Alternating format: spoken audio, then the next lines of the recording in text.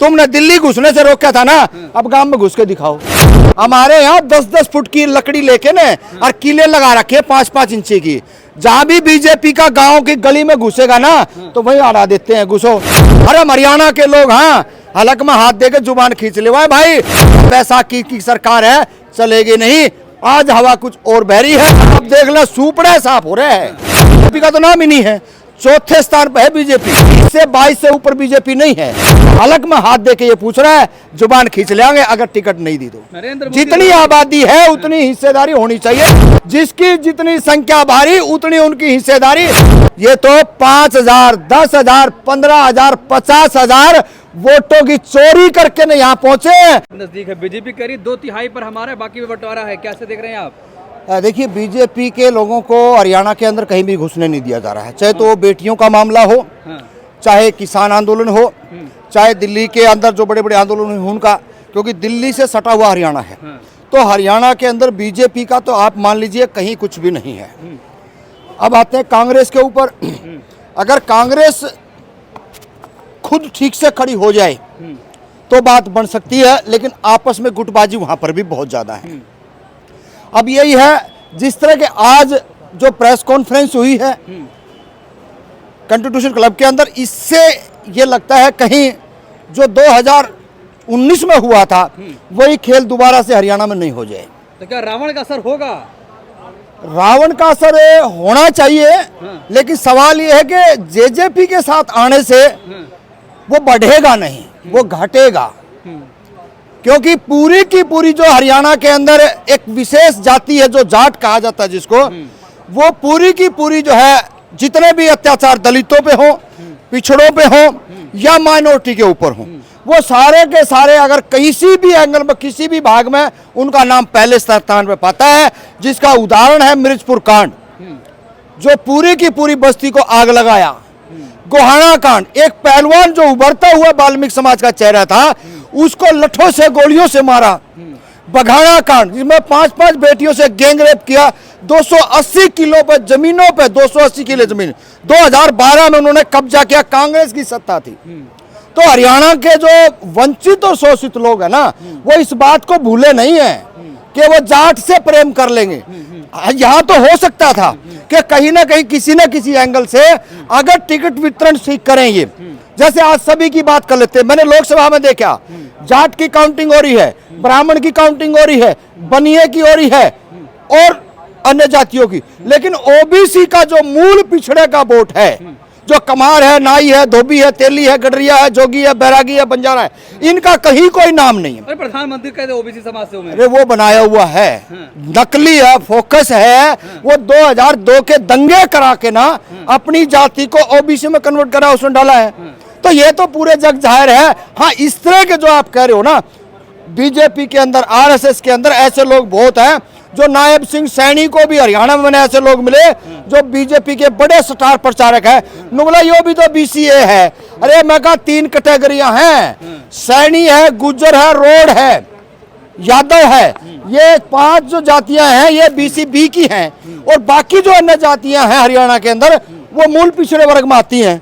तो वो भी इसी बात का प्रचार कर रहे हैं। लेकिन मूल जिसका दर्द है, चाहे एससी की हम बात कर लें, भाई एससी के 18 विधायक चुन के आते हैं हरियाणा के अंदर से, ऊपर से 33 करोड़ देव देवता आ जाए, उनको कोई हटा नहीं सकता।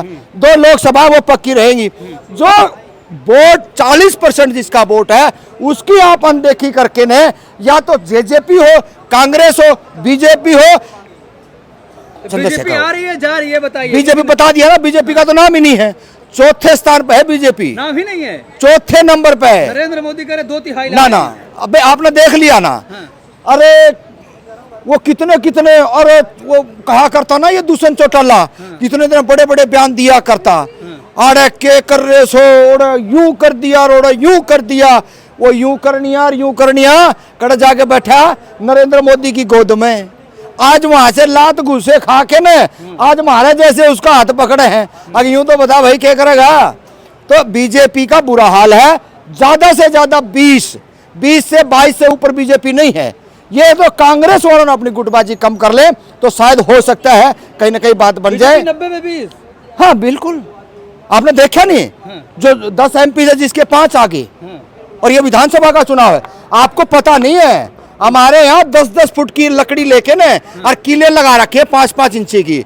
जहां भी बीजेपी का गांव की गली में घुसेगा ना तो वहीं हरा देते हैं, घुसो। तुमने दिल्ली घुसने से रोका था ना, अब गांव में घुस के दिखाओ।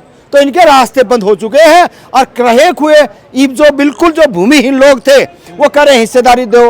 अब ये कहां से देंगे हिस्सेदारी? इनका पल्ले क्या है? जो पहले लूट खसूट के बैठे हैं तो इनका तो बहुत बुरा हाल है। इनका कोई मतलब नहीं है, ना बीजेपी आ रही है और कांग्रेस वालों का आपस में गठ मतलब किसानों ने तैयारी कर रखी है। किसानों ने नहीं, मजदूरों ने, जो अति पिछड़े वर्ग के लोग हैं, जो लगातार जो राजनीतिक से अछूत रहे, लड़ाई तो उन लोगों की है। किसानों की लड़ाई वो लड़े जीते, नरेंद्र मोदी को झुकाया ना। आज लड़ाई जिस वर्ग की है वो वर्ग तमाम जगह पे इकट्ठा होके ने और इनके हलक में हाथ दे के ये पूछ रहा है जुबान खींच लेंगे अगर टिकट नहीं दी तो। जितनी आबादी है उतनी हिस्सेदारी होनी चाहिए वंचित शोषित। नरेंद्र मोदी रैली पर रैली करने जा रहे हैं, स्टार प्रचारक के लिए। नहीं, देखिए एक बात का धन्यवाद करना पड़ेगा। नरेंद्र मोदी ने जो जाटाशाही हरियाणा के अंदर थी उसको तोड़ा है।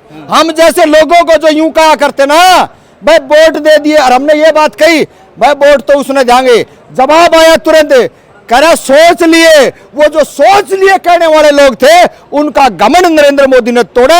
इस बात में कोई किंतु परंतु नहीं है, क्योंकि यही आवाज आज जो मूल अति पिछड़े की है वो आवाज है। उस आवाज के अंदर आवाज मिली है।